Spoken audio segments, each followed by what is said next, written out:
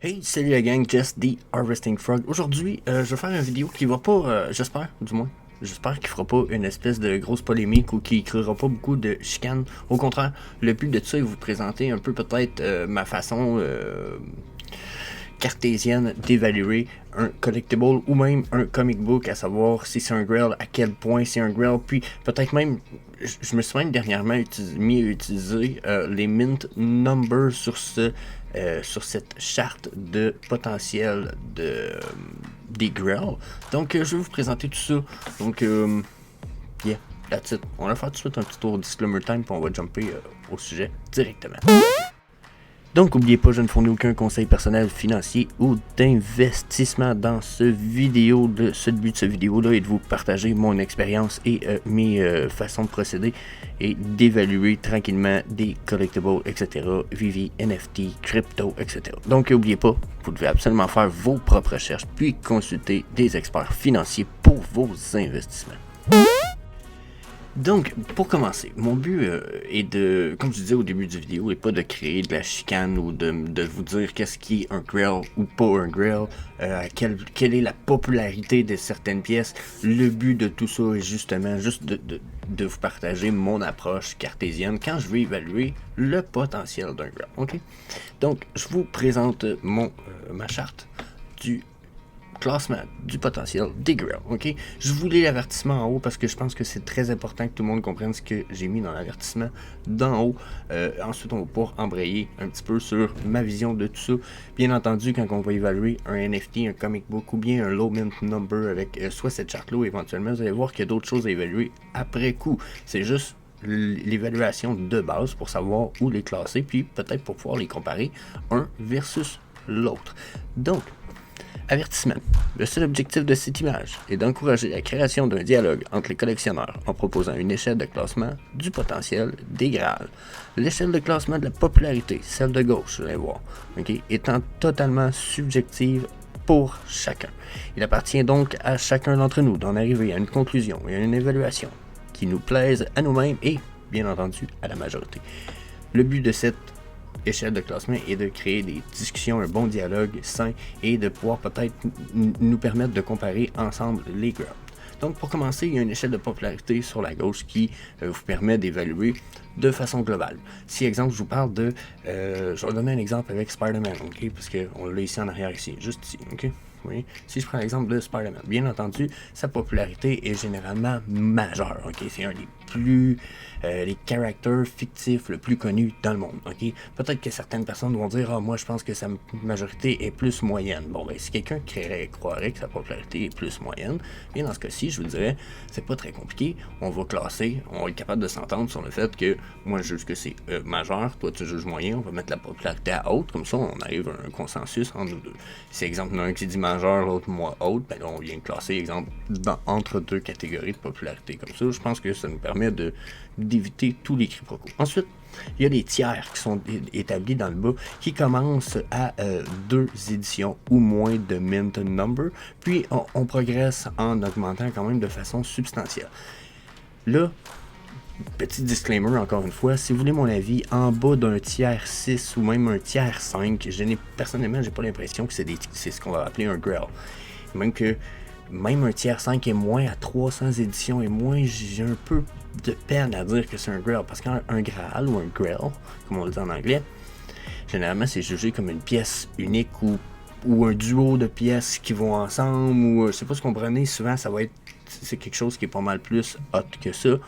C'est comme le vrai Graal. Mais là, dans notre monde digital dans lequel on vit, il faut évoluer un peu dans nos approches. Puis, beaucoup de gens vont aller dire qu'un Graal, ça va être toutes les pièces qui ont moins de 1000 éditions. Donc, j'ai mis jusqu'à tiers 7 qui permet d'avoir les 1000 éditions. Vous allez voir, ça permet de rentrer les Spider-Man dans la plupart des Spider-Man qui valent vraiment de l'argent dans le tableau. Dans d'autres situations, probablement qu'on ne serait pas capable de les rentrer. Donc, c'est le pourquoi cette échelle-là. Ensuite, vous allez voir, là, je vais vous donner quelques exemples de comment je l'utilise, mais après, vous allez voir, c'est juste pour évaluer les bases, ok? Parce que, bon, il y a plusieurs choix pour ce qui est des grails, ok? On peut y aller avec, on a des grails qui vont avoir probablement la popularité beaucoup plus basse, ok? Je vous parle d'exemple de, bon, Dragon Silver Girl, ok? Regardez, release amount, 888, c'est très bien, on est au moins dans un tiers 7 grill, ok? Je trouve, oups, j'ai fait un petit update ici, ce qu'il fallait pas, mais juste back, good. Donc vous voyez ici, on tombe dans un tiers 7, parce qu'il y a 888 éditions, donc tiers 7 ici. On peut dire, bon, popularité... je peux pas vous classer ma popularité pour cette pièce-là de façon précise et exacte. Je la connais pas. Je vous dirais que probablement qu'on est entre moyen et bas. Ou entre moyen et bas pour la popularité. Ok? Mais ça nous permet de savoir, bon, exemple, bon, je placerais Dragon Girl là. Si je vais aller évaluer Dragon Girl versus, exemple, on va aller prendre un autre que j'ai ici peut-être, House of Cards. Bon, regardez, House of Cards, qui est Amelia Earhart, qui est du Givenchy versus Rewind Collective. Ben, dans ce cas-là, moi, personnellement, j'ai une impression que, déjà là, on est dans une popularité peut-être un peu plus haute, juste à cause de Rewind Collective puis Givenchy. Donc, probablement que je pourrais classer, exemple, House of Cards peut-être ici, puis ou ici même. Puis le Dragon Girl, peut-être c'est un artiste moins connu un petit peu, plus bas ici. Okay? Donc, ça nous permet d'évaluer deux collectibles, à savoir lequel qui aurait plus de potentiel.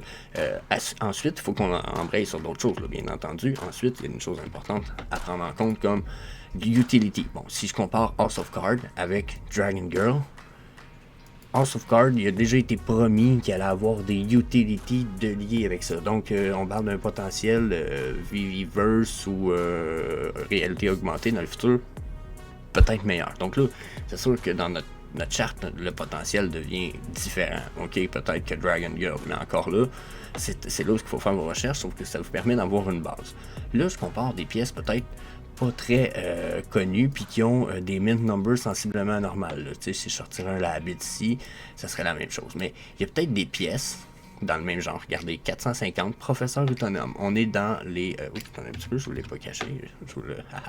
Donc, voilà. Vous voyez, professeur autonome, on est dans une pièce qui a 450 mint number. Donc là, on tombe dans un... on tombe dans un grill pas mal plus bas en tiers. Là. On tombe tiers 6. 450, là, c'est dans les tiers 6, sauf que popularité moindre. Comparé peut-être au Amelia Earhart, qu'on avait peut-être mis ici, exemple. Mais là, le Amelia Earhart, lui, va avoir une utility liée avec ça, qui est déjà comme promis et prévu. On a une popularité un peu meilleure, malgré le fait que le Mint Edition est presque du double. Okay, donc Amelia en a 999, on a 450 de Professeur Utonium. Okay? Professeur Utonium a quand même une popularité probablement basse à moyenne, mais moindre à basse, ou peut-être même un petit peu proche de moyenne, parce que ça reste pour beaucoup les Powerpuff Girls, qui sont les super nanas, et nous ici au Québec, peut être vu comme étant quelque chose de populaire. Sauf que je vois pas ça exploser dans le futur. Je ne vois pas avoir de potentiel ni de utilité très utile. Je sais pas si vous comprenez, parce que là, j'ai l'impression que notre collectible, ici, House of Cards de Amelia Earhart, l'impression qu'on a un plus gros potentiel. Okay? Là, c'est sûr que, regardez le floor price de ça, 237, si je vois le floor price de ça, 860. Voyez-vous ce que personnellement, je dis pas que le choix est pas bon là, d'aller prendre un professeur Utonium. Non, c'est pas ça que je dis, parce que déjà le numéro commence à 450. Ok, fait que tu peux pas avoir plus haut que ça. Mais si vous êtes capable peut-être d'avoir un espèce de très bon numéro, pour le même prix, là, pour 860, si je pars ici, vu ce qu'on a vu sur notre charte de popularité, ok, je la remets ici, là. Vu notre charte, là, on en a un qui est placé probablement ici, puis l'autre peut-être plus ici. Puis là, en plus, on parle du Amelia, lui qui est comme plus prévu d'avoir de la utility. Ok, c'est prévu, c'est promis. On a une communauté en arrière de ça, Givenchy, Rewind Collective. Rewind Collective, on va finir par apprendre c'est qui les artistes en arrière de ça. Ça peut avoir beaucoup plus de puissance dans le futur. Donc, je pense, de prime abord, sans avoir fait de recherche plus poussée, parce qu'il faut toujours pousser un peu plus la recherche, puis c'est pas ce que je veux faire avec vous ce matin, mais je pourrais aller voir si dans le futur, ils prévoient de faire des trucs avec le professeur Utonium, puis là, je pourrais pousser la recherche, tu sais. aller voir à qui appartient la maison d'édition. Est-ce que, exemple, il y a des rumeurs de, est-ce que, etc. Pour même titre que pour Givenchy, de l'autre côté, avec le House of Cards, on sait que Amar Singh a promis qu'il allait avoir des utilités que ça. Il a son propre projet NFT Utility. Donc, d'après ce que je peux voir, ça a pas l'air d'être un gars qui lâche les projets, qui lâche le stuff. Au contraire, il a l'air d'avoir de belles promesses. Donc, j'ai une impression de meilleur potentiel. Puis c'est un peu comme ça que de prime abord, je vais commencer à me servir de ma charte. Puis que ce soit pour ça ou pour des pièces plus importantes. Là, je vous ai présenté Professeur Utonium, Bubule. On pourrait parler de Donnie. Encore une fois, Donnie, regardez comment ça rentre bien dans notre charte. Okay? Il y a 150 éditions et moins de Donnie. Okay? Donc, Donnie, on le met ici. Tiers 4. C'est très bas. Sauf qu'il n'y a pas d'utility. Il coûte 30 000 piastres. La popularité est pas... Popularité... Moi, je mets ça à moindre et bas, là, mais peut-être qu'il y en a qui vont m'ostiner. Donc, mettons qu'on met ça ici, popularité, là. Hein? Je suis mieux d'aller payer genre 860 pour un super low mint de Amelia Earhart ou d'aller prendre un Donnie qui en a 450 à 29 000, que le prix a été pumpé par des whales qui ont acheté quasiment la collection en grande partie. Comprenez-vous, c'est ce qui s'était passé au début, à un moment donné. Les Donnie ont monté de prix là, du jour au lendemain. Ils se vendaient 150 pièces, je pense qu'ils se vendaient 150 000 après, c'était ridicule. Donc, lequel qui a le plus de potentiel, vous pensez, de prime abord, avant d'avoir fait une recherche exhaustive, je fais toute une bonne recherche de 5-10 heures minimum avant de me planter comme ça. Je pense qu'Amelia aurait plus de potentiel que le Donnie. Surtout pour, à 30 000 pièces. Je vais aller me payer un Amelia Earhart, là, comme je dis, je vais en payer un à 1000 pièces ici. Là. Tiens, on va aller voir les market listings, ok? À 1000 pièces, là, j'ai un numéro 54. Oh, excusez, peut-être un petit peu, je vous ferme ça. Hein? Checkez ça. 1000 pièces, j'ai un numéro 54 en ce moment. Amelia Earhart. J'ai dit ça, je dis rien, là, mais au lieu de payer Professeur Utonium à 900 cucs, je me paierais bien plus ça. Ben oui. Faut à la limite payer celui à 799 ici, numéro 113. Hein? Puis encore des bons numéros ici, 161 pour 550, 340, 298 pour 398 piastres, c'est bien. Je sais pas si vous comprenez, c'est un peu ridicule, là. Aller payer Donnie ou Professeur Utonium, je pense que je vois plus de potentiel là, au bout de la ligne. Donc, je reviens sur le fait qu'il faut faire des recherches plus poussées, bien entendu, mais ça permet de faire une évaluation primaire, de base, qui vous permet de savoir sur quoi faire vos fucking recherches après. Parce que là, vous dites, ah, mais je fais une recherche sur Donnie ou sur les Ghostbusters. Parce que regardez, les Ghostbusters, là, il y en a, c'est 188 éditions pour le Ghostbuster, le Gold Logo. Si je rentre le Gold Logo dans la charte des Grails, encore là, c'est du tiers 4 avec un potentiel moyen, probablement de popularité moyen à bas, mais c'est déjà mieux que Donnie. Puis y a-tu des utilities avec ça dans le futur? Peut-être qu'il va y avoir des utilities dans le Weverse avec ça aurait du sens, parce que ça appartient à Sony, Ghostbuster. Donc encore là, ça vous permet d'évaluer son potentiel de base. C'est une meilleure popularité déjà que Donnie. Meilleure, tu sais. C'est le pourquoi je me sers de ma charte comme ça. Puis je veux continuer l'exemple un petit peu avec vous. À mesure où je me trompe de bouton, cacher ça. Où ce que on peut évaluer des pièces pas mal plus importantes aussi, là. Hein? Harley Quinn, ok, Release Amount 500. Donc si je mets elle dans ma charte, 500 ici, c'est une tiers 6 avec une popularité. Puis le fait que c'est une femme badass, ce qui veut dire que mec, la gente féminine embarque, on a le potentiel que ce soit des pièces qui soient un peu plus désirées. Les gars vont vouloir acheter à leur blonde, ils vont leur dire check, t'as une pièce qui vaut 5, 10 000, 20 000. Tu sais? Bon, popularité est drette là tout de suite. Donc, je trouve qu'on a quasiment beaucoup plus de potentiel déjà que la Amelia Earhart. Puis, on a quasiment même plus de potentiel que ce qu'on venait d'aller voir. C'était quoi qu'on venait d'aller voir déjà? Le Ghostbuster logo. Donc là, tu sais, c'est pas... ça nous permet d'évaluer quand même les potentiels de base, puis d'aller pousser vos recherches, comme je vous dis. C'est peut-être pas la plus haute des Harley Quinn, par exemple. Là, je peux pas vous le cacher. Il y en a que j'ai trouvé plus cool. Mais c'est quand même pas la pire non plus. Okay? Pour 500 Mint Edition, on pourrait aller faire la même chose avec le Ben Riley ici. Regardez. Ben Riley, il y en a 616. Donc, mettons qu'on le met tiers 6, là. Popularité majeure. Boum. Pour combien? Pour 1075. OK? Pour 1075, ça, c'est le Ben Riley. Je pense que j'en ai un autre ici. Non, ça, c'est celui-là. Celui-là. Regardez, c'est 10 000. Il y en a 1000 de celui-là. On est encore dans Spider-Man. OK? Sauf qu'au lieu d'être un tiers 6, ben là, j'étire avec mon tiers 6 un petit peu pour le Ben Riley parce qu'il y en a 616. Mais dites-vous qu'il va y avoir des burns. OK? Dites-vous qu'il y a sûrement déjà 16 personnes qui ont perdu leur wallet puis qu'à cause de des bots ou des affaires de même pour le Ben Riley ou quoi de même. Donc, il en reste, mettons, 600. Ben là, on a la popularité égale, mais il y en a un des deux qui a moins de Mint Edition. C'est le premier Spider-Man Black, le Ben Riley. Ça, c'est un autre petit insight. La popularité est bonne. Tu sais, quand je regarde l'évaluation, je me dis, ça doit être animated. C'est la différence. Donc, encore là, il faut pousser votre recherche à aller voir celle-là pour 10 000 ou celle-là pour 1075. Si, mettons, je coupe la poire en deux puis je vends les deux, j'ai 5000$ à mettre. Hein. Quelqu'un d'assez qui est moyen, il met 5000. Pour 5000, je pense que j'irais me chercher un Ben Riley au lieu de pas être capable d'aller me chercher un Spider-Man Ultimate Animated. C'est-à-dire, celle-là, c'est un first appearance.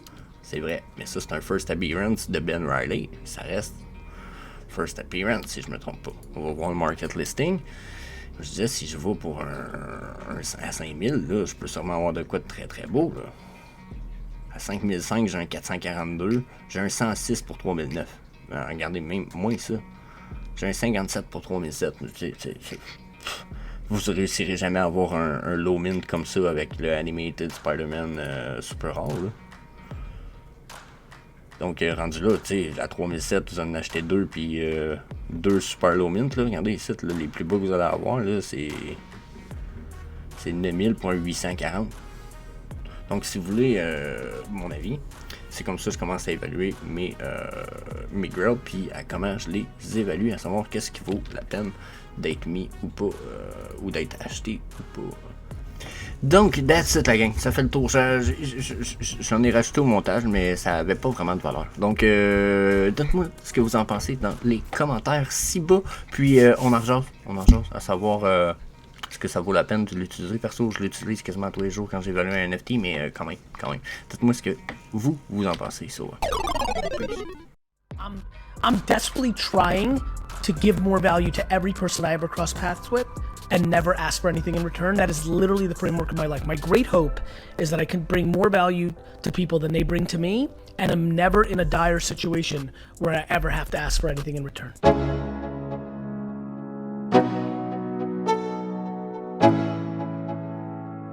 Let's go. Yo.